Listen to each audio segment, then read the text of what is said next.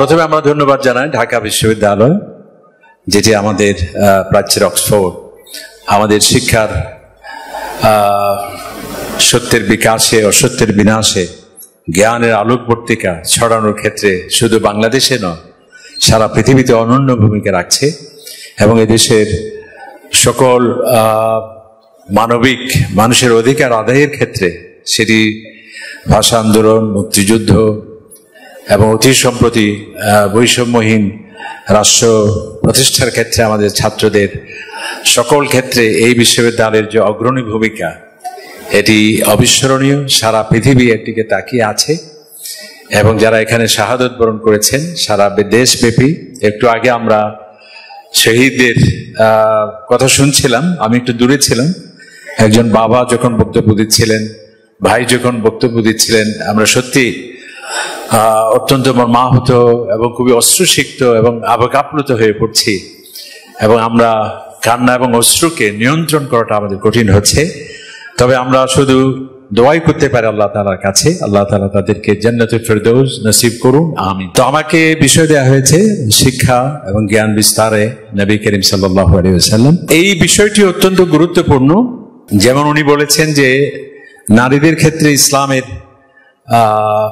যেমন অভিযোগ করা হয়, ঠিক তেমনি আরেকটি অভিযোগ হলো, সেটি হচ্ছে ইসলাম মানে হলো, ধর্ম মানে হলো, ধার্মিকতা মানে পশ্চাৎপদতা, ধার্মিকতা মানে হচ্ছে জ্ঞান বিজ্ঞান পরিপন্থী, ধার্মিকতা মানেই হলো যেন বিজ্ঞান মনস্ক জাতি গঠনে বাধা, ধর্ম মানেই হচ্ছে একটা কুসংস্কার, ধর্ম মানেই হচ্ছে একটা জড়তা, অন্ধবিশ্বাস, অন্ধ আনুগত্য, এই ধরনের অভিযোগগুলো দেওয়া হয়। তবে সেগুলো নিতান্ত মূর্খতাজনিত। কোরআন হাদিসের সম্পর্কে তাদের জ্ঞানের অভাবে এই কথা বলে থাকে। ইসলাম এর থেকে যোজন মাইল দূরে, বরং ইসলাম হচ্ছে শিক্ষার ধর্ম, জ্ঞানের ধর্ম এবং বিজ্ঞানের ধর্ম, সত্যের বিকাশের ধর্ম, অসত্যের বিনাশের ধর্ম।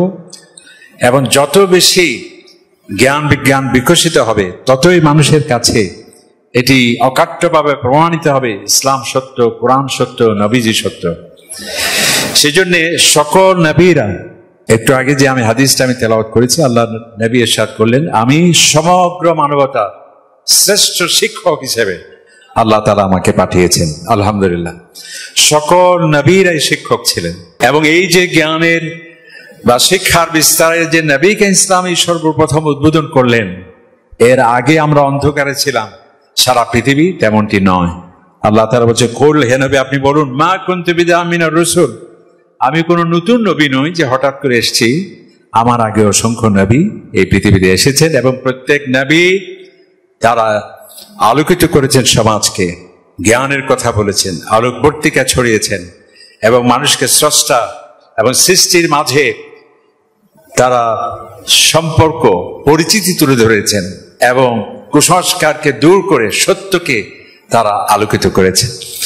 এই জন্যে শুধু আমাদের নবী বিজ্ঞানীদের মহাবিস্ময় নয়, আগেকার যারা নবী ছিলেন, এক একজন নবী তাদের এক একটি মুজিজাতে আজকের আধুনিক বিজ্ঞান বিস্মিত। যেমন দেখুন হযরতে সুলাইমান আলাইহিস সালাম। কারণ কি? কারণ আমরা জ্ঞানের ক্ষেত্রে অগ্রসর স্থান, অনগ্রসর স্থান বলি। অর্থাৎ যারা রাজধানীতে আছে তারা ভালো জানবে, যারা মুফাসসিল আছে তারা জানবে না, এই যাতে না হয় আল্লাহ তাআলা জ্ঞানের আলো ছড়িয়ে দেওয়ার জন্য সারা পৃথিবীতে লিকুল্লি কওমিন হাদ, প্রত্যেকটা সম্প্রদায় আমি নবী পাঠিয়েছি জ্ঞানের আলো ছড়িয়ে দেওয়ার জন্য। ওয়া ইন মিন উম্মাতিন ইল্লা খালা ফিহা নাদির, প্রতিটি জাতিতে আমি নবী প্রেরণ করেছি জ্ঞানের আলো ছড়িয়ে দেওয়ার জন্য। ওয়াদরিব লাহুম মাসালা আসহাবাল কারিয়া, এমনকি গ্রামে গ্রামে আমি নবী পাঠিয়েছি। সুবহানাল্লাহ। অর্থাৎ কেউ যাতে বলতে না পারে আমরা অনগ্রসর ছিলাম, আমরা জ্ঞানের আলো থেকে আমরা বিচ্ছিন্ন ছিলাম, এটি যাতে না হয়। তো যেমন সুলাইমান আলাইহিস সালাম, দেখুন কিভাবে বলা হয় যে ইসলাম বিজ্ঞান পরিপন্থী, বিজ্ঞান মনস্ক জাতি গঠনে বাধা এবং ইসলাম বা ধর্ম আসলেই বিজ্ঞান স্তব্ধ হয়ে যাবে। বরং বিজ্ঞানী নবীদের মুজিজা এত সুপার বিজ্ঞানী, সায়েন্টিফিক, যা বিজ্ঞানী অবাক। যেমন দেখো হযরত সুলাইমান আলাইহিস সালাম আমরা জানি যে তিনি পাখির ভাষা, যেটি মাত্র ডারউইন বলেছে কিছুদিন আগে, যে পাখিদের ভাষা আছে, আগে বিজ্ঞানীদের জানা ছিল না। আর আল্লাহ তাআলা কোরআন শরীফে বলছেন, হে সুলাইমান আপনি বলুন, কাদ উল্লিমনা মানতিকাত তায়র, পাখিদের যে ভাষা আছে সেটা আমাকে শিক্ষা দেওয়া হয়েছে। সুবহানাল্লাহ।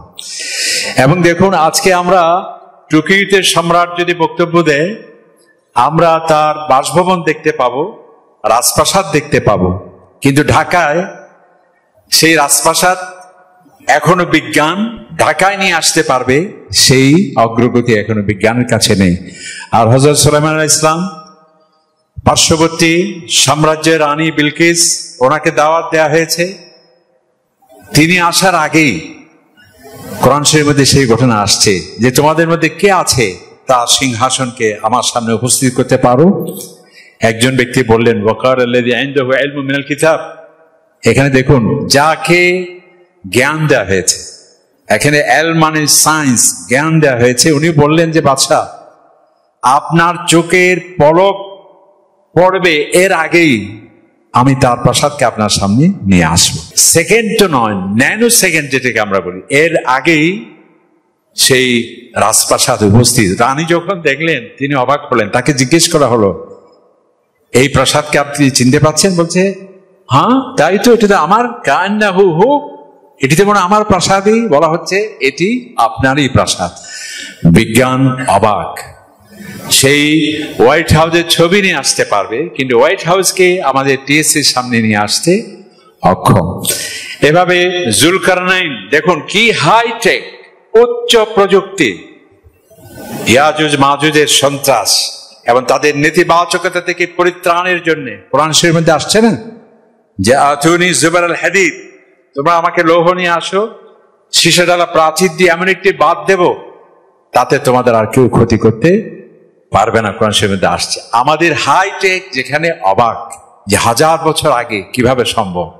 এভাবে প্রত্যেকটা নবী, এমনকি দেখুন যে হযরত ইউসুফ আলাইহিস সালাম, তার সময় রাজা স্বপ্ন দেখেছিলেন, আপনারা জানেন, সেখানে দুর্ভিক্ষ আসন্ন। সেই দুর্ভিক্ষ মোকাবেলায় ফর্মুলা দিয়েছিলেন কে, বাজেট দিয়েছিলেন কে? তাহলে হযরত ইউসুফ আলাইহিস সালাম। তার যদি ইকোনমি জানা না থাকতো, অর্থনীতি জানা না থাকতো, পরিকল্পনা সে জ্ঞান জানা না থাকতো, সেই জন্য তিনি বলেছিলেন, এই যে আইনি আলা খাজাইনিল আরদ, যে মহামান্য বাদশাহ আপনি আমাকে অর্থ মন্ত্রণালয়ের দায়িত্ব দিতে পারেন। কারণ কি, ইন্নী হাফিদুন আলিম, আমার কাছে আছে মোরালিটি, এথিক্স, আলিম, আমি হচ্ছি এক্সপার্ট। যাই হোক, তাহলে এই যে উদাহরণ নবীকে ইসলামের মাধ্যমেই কেবল নয়, এর 1000 বছর আগেও নবীরা এই পৃথিবীকে এই সভ্যতার বিনির্মাণে আসমানি কিতাবের সেটি ষষ্ঠাংশে অবদান, নবীদের সেটি অবদান, আর আমার নবীর মাধ্যমে সেটিকে পূর্ণতা দেওয়া হয়েছে। নবী করিম সাল্লাল্লাহু আলাইহি ওয়াসাল্লাম তিনি শ্রেষ্ঠ শিক্ষক, যেমন বুইস্তু মুআল্লিমান, সমগ্র মানবতার শিক্ষক হিসেবে আমাকে পাঠানো হয়েছে। আল্লাহ তাআলা বলছেন, হুয়াল্লাযী বা'আথা ফিল উম্মিয়্যিনা রাসূলাম মিনহুম, আমার নবীকে প্রেরণ করেছে কেন? তিনি আমার কোরআনকে তেলাওয়াত করবেন। এই কোরআনকে তিবিয়ানান লিকুল্লি শাই, যার মধ্যে সবকিছু আছে। সেখানে ফিজিক্স বলেন, কেমিস্ট্রি বলেন, সেখানে অ্যারোনটিক্যাল সায়েন্স বলেন, মানুষের জন্য যা দরকার সবকিছু আছে যেই কিতাবে, সেই কিতাব তিনি তোমাদের সামনে তেলাওয়াত করবেন। ওয়াইউযাক্কিহিম, তোমাদেরকে পরিশুদ্ধ করবেন, এবং ওয়াইউআল্লিমুকুম মা লাম তাকুনু তা'লামুন, আরেক জায়গায় বলা হচ্ছে যে বিষয়ে তোমার জ্ঞান নেই, কিভাবে তোমার দারিদ্র্য বিমোচন রোড ম্যাপ হবে, কিভাবে তোমার শিক্ষা নিতে হবে, কিভাবে তোমার পলিসি হবে, অজানা বিষয়ের নতুন নতুন দিগন্ত উন্মোচন করে তোমাদেরকে আলোকিত করার জন্য আমার নবীকে আমি প্রেরণ করেছি। সুবহানাল্লাহ। তো ইসলাম, নবীকে ইসলাম শিক্ষা এবং জ্ঞানের বিস্তারে সবচেয়ে বড় অবদান। ইসলামের প্রথম স্লোগানটি হচ্ছে ইকরা।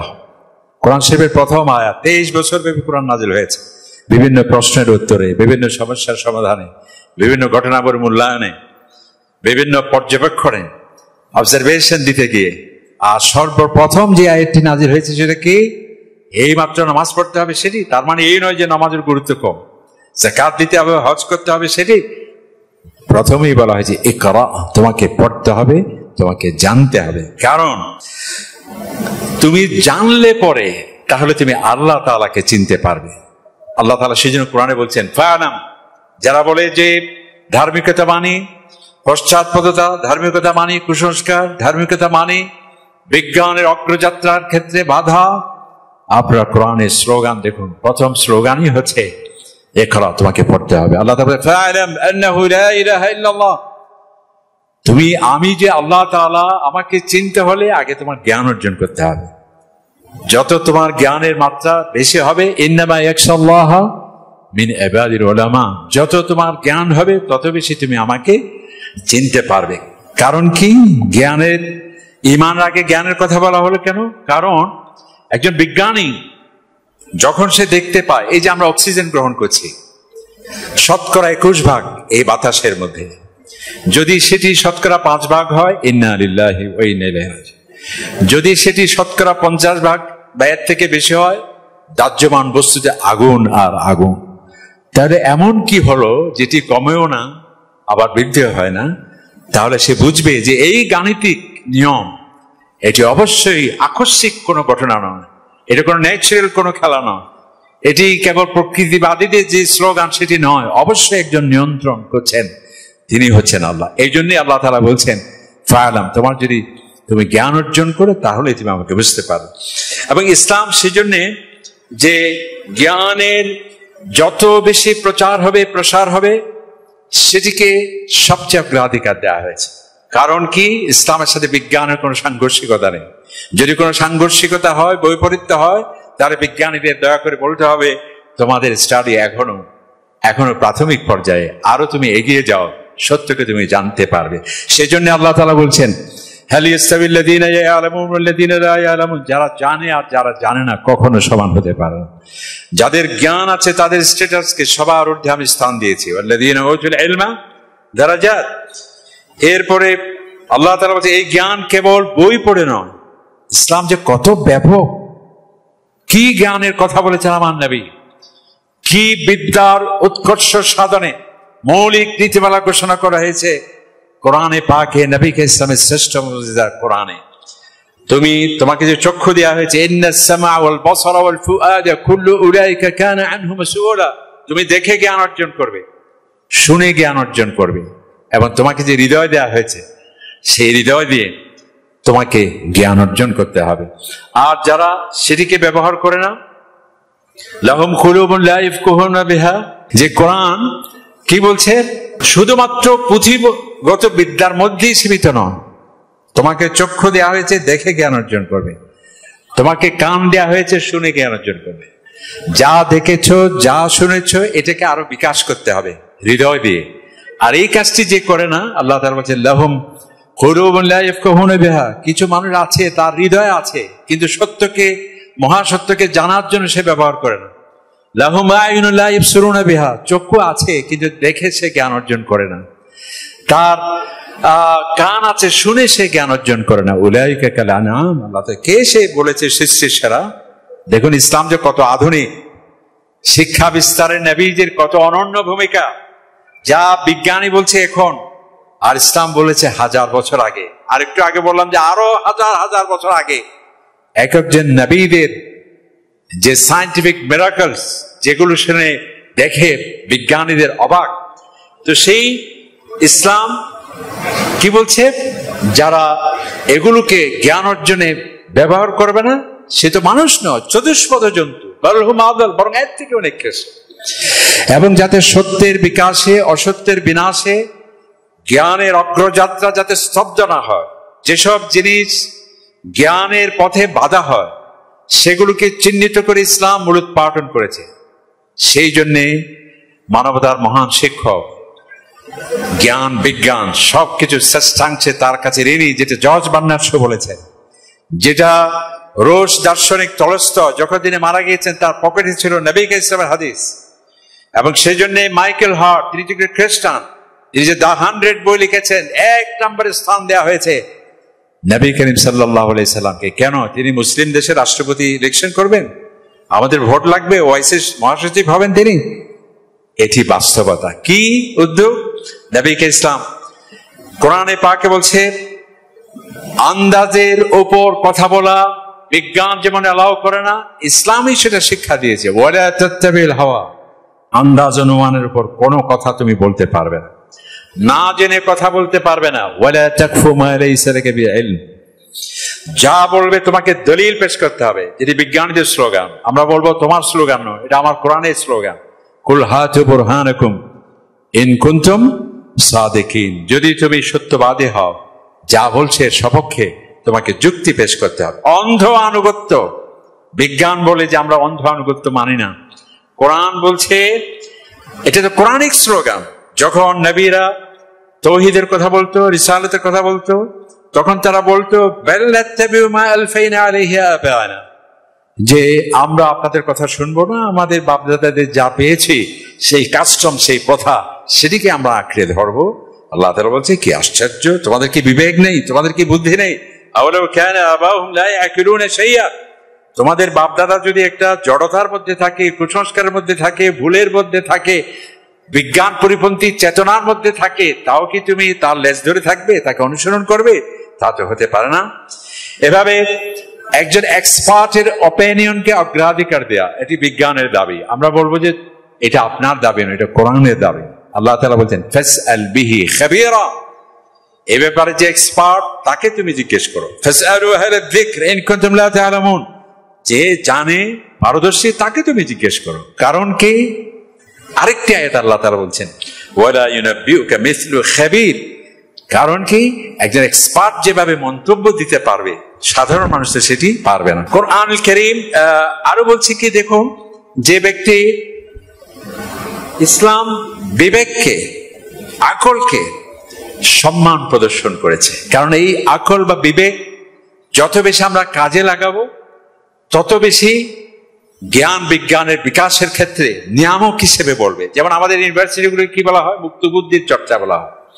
এই জন্য দেখুন, তারা আরেকটি অভিযোগ দেয়, ধার্মিকতা মানে হচ্ছে যেটি ইচ্ছের স্বাধীনতাকে স্বীকার করে না, যেটি অবাধ ইনফরমেশনের ক্ষেত্রে বাধা হয়, যেটা চিন্তা চেতনার অবাধ সেটি প্রয়োগের ক্ষেত্রে বাধা হয়। আমরা বলতে চাই সেটি অন্য ক্ষেত্রে হতে বা হতে পারে, ইসলামের ক্ষেত্রে সেটি নয়। বরং আমরা দেখছি ইসলাম ইচ্ছা শক্তি আছে, সেই কথা কোরআনই বলছে। আল্লাহ তাআলা ইন্না হাদাইনাহুস সাবিল, আমি তোমাকে সত্য কোনটি জানিয়ে দিয়েছি আমার নবীর মাধ্যমে, কোনটাকে গ্রহণ করবে তোমার বিবেকের উপর আমি ছেড়ে দিলাম। ইম্মা শাকিরা ওয়া ইম্মা কাফুরা, তোমার ফ্রিডম অফ চয়েসকে কাজে লাগিয়ে তুমি কৃতজ্ঞ হতে পারো, অকৃতজ্ঞ হতে পারো। ফামান শাআ ফালিউমিন ওয়া মান শাআ ফালিয়াকফুর, তুমি ইচ্ছে করলে মুমিনও হতে পারো, ইচ্ছে করলে অবিশ্বাসী হতে পারো। এবং ইসলাম সেজন্য মতামত প্রকাশের স্বাধীনতাকে, সেটি মুক্ত বুদ্ধি চর্চার ক্ষেত্রে যা খুবই দরকার, কোরআনই সে কথা বলেছে। হয়তো অবাক হয়ে বলবেন যে কিভাবে সেটি? আল্লাহ তাআলা বলছে ওয়াজাদিলহুম বিল্লাতী হিয়া আহসান, যারা আমার বিপক্ষে কথা বলে, কোরআনের বিপক্ষে কথা বলে, যারা প্রকৃতিবাদী হয়ে কথা বলে, যারা নাস্তিক হয়ে কথা বলে, যারা সত্যের পরিপন্থী কথা বলে, তাদের সাথে ডিবেটে অংশগ্রহণ করো। ডিবেট মানে কি? তাহলে শুধু কি আপনি কথা বলবেন? ও কথা বলবে, তাহলে তার কথাকেও প্রকাশ করার স্বাধীনতা দিয়েছে ইসলাম।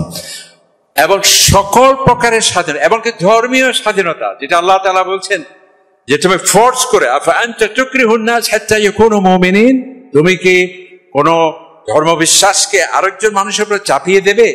আমি আল্লাহ তাআলা ইচ্ছে করলে সকলকে তো একই ধর্মে দীক্ষিত করতে পারতাম, আমি তো সেটি করিনি। তার মানে হচ্ছে আল্লাহ তাআলা যেহেতু আপনাকে আশরাফুল মাখলুকাত করেছেন, আপনাকে জ্ঞান দিয়েছেন, বুদ্ধি দিয়েছেন, আপনাকে সৃষ্টির সেরা করেছেন, ওয়ালাকাদ কাররামনা বনি আদম, সমস্ত সৃষ্টিতে আপনাকে সুন্দর করেছেন। লাকাদ খালাকনাল ইনসানা ফি আহসানি তাকওয়িম, সমস্ত সৃষ্টি, চাঁদ, সূর্য, গ্রহ, নক্ষত্র, সমুদ্র, গাছপালা, প্রাণী জগৎ সব আপনার সেবায় নিয়োজিত। ওয়াল্লাযী খালাকা লাকুম মা ফিল আরদি জামিআ, এবং আল্লামাল ইনসানা মা লাম ইয়ালাম, একমাত্র জ্ঞান, সত্যের বিকাশ ও সত্যের বিনাশ, সেই মেধা আমি তোমাকেই দিয়েছি। সুতরাং সেই মানুষ তার মেধা যাতে যাচাই বাছাইয়ের মাধ্যমে সত্যকে যাতে সে নির্ণয় করতে পারে, তাকে সেই জন্য ধর্মীয় স্বাধীনতাও ইসলাম দিয়েছে। লা ইকরাহা ফিদ্দিন, জোর জবরদস্তি করে তুমি কোনো ধর্মমত চাপিয়ে দিতে পারবে না। এই জন্য তাহলে ইসলাম বিবেকের জড়তা হয়, আকল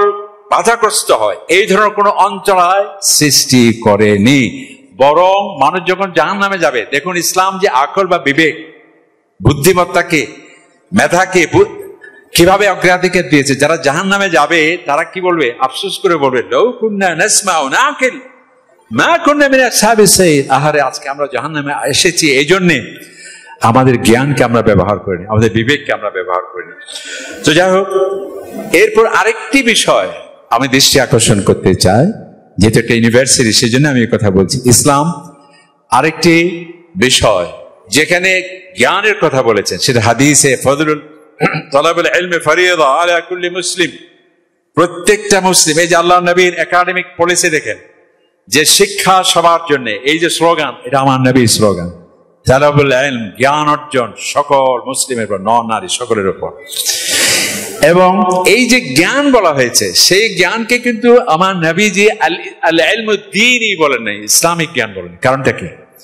যদিও অন্যান্য ক্ষেত্রে দ্বীনি শিক্ষা আমাদের অবশ্যই এটা ফরদে আইন, যে ফকিহুন ওয়াহিদুন আশাদ্দু আলা শাইতান মিন আলফি আবিদ, একজন ফকি হাজার হাজার আবেদের চেয়ে তার সম্মান অনেক বেশি। ফদলুল আলিম আল আবিদ কাফদলি আলা আদনাকুম, যারা শরিয়া এক্সপার্ট, তার মর্যাদা, আমার মর্যাদা তোমাদের উপর যেরকম, তার মর্যাদা সেরকম।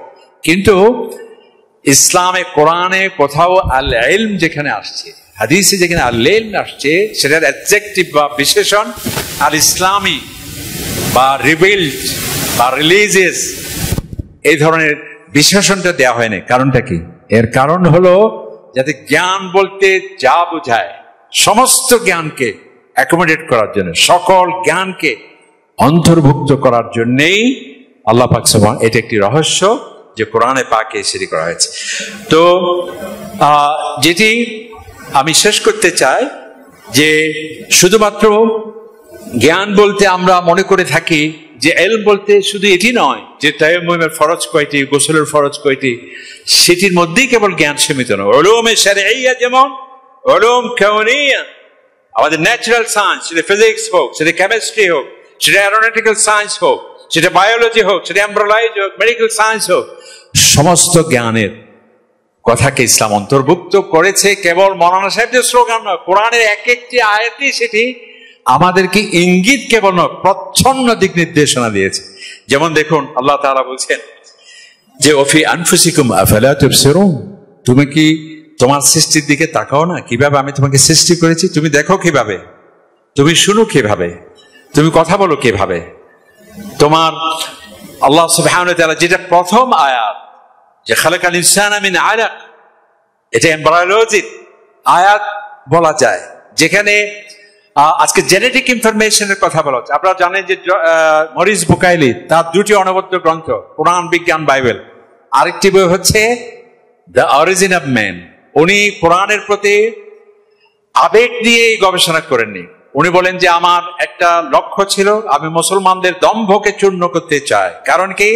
আমি যতটুকু শুনেছি এই কোরআনে মানব সৃষ্টি সম্পর্কে বক্তব্য আছে, তো আমি কনফার্ম মানব সৃষ্টি সম্পর্কে বক্তব্য দিতে হলে তাকে অ্যানাটমি জানতে হবে, ফিজিওলজি জানতে হবে, রেডিওলজি জানতে হবে, গর্ভস্থিত সন্তানের উৎপত্তি এবং বিকাশের জন্য আলট্রাসোনোগ্রাফি জানতে হবে। এগুলোর বয়স কত? 100, 150, 200, 300, 400 বছর আগে সব অন্ধকার আর অন্ধকার। অথচ আমি অবাক হলাম, উনি বললেন সেজন্যে কোরআনে যদি কোনো বক্তব্য থাকে, আমি নিশ্চিত ছিলাম সত্যের সাথে, মেডিকেল সায়েন্সের সাথে সাংঘর্ষিক হবে, কারণ তখন অ্যানাটমি ছিল না, ফিজিওলজি ছিল না, আলট্রাসোনোগ্রাফি ছিল না। কিন্তু আমি অবাক হলাম, কোরআনের এক একটি আয়াত আমরা মেডিকেল সায়েন্সের, মেডিকেল কলেজের ছাত্রদের যে লেকচার দিচ্ছি, তার সাথে শুধু বিস্ময়কর মিল মিছিল কেবল নয়, এটি প্রমাণ বহন করে এই কোরআন অবশ্যই আল্লাহর কিতাব।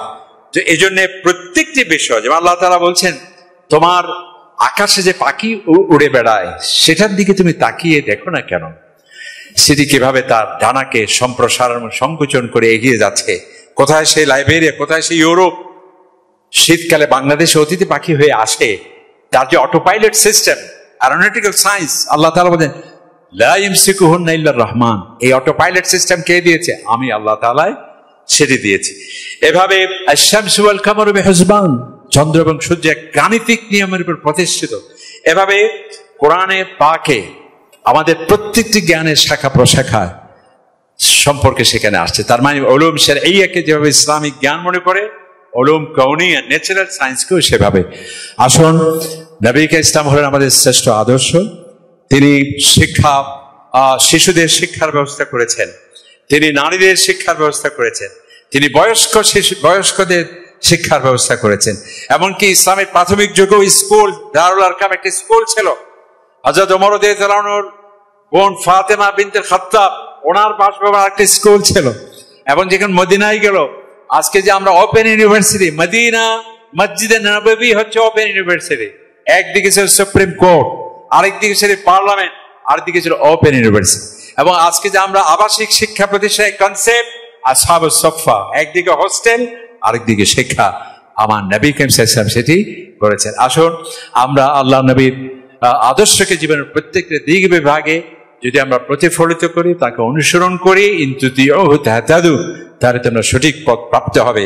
আর তার নির্দেশনা, তার আদর্শ থেকে যদি আমরা দূরে থাকি, ফালিয়াহযারিল্লাযীনা ইউখালিফুনা আন আমরিহি, আমার নবী আদেশকে যারা অমান্য করবে, আন তুসিবাহুম ফিতনা, শান্তি নয়, স্বস্তি নয়, ফিতনা, ফাসাদ, বিপর্যয়, অশান্তি তাদেরকে গ্রাস করবে, অথবা আমার পক্ষ থেকে আযাব দিয়ে তাদের মূলোৎপাটন করবে।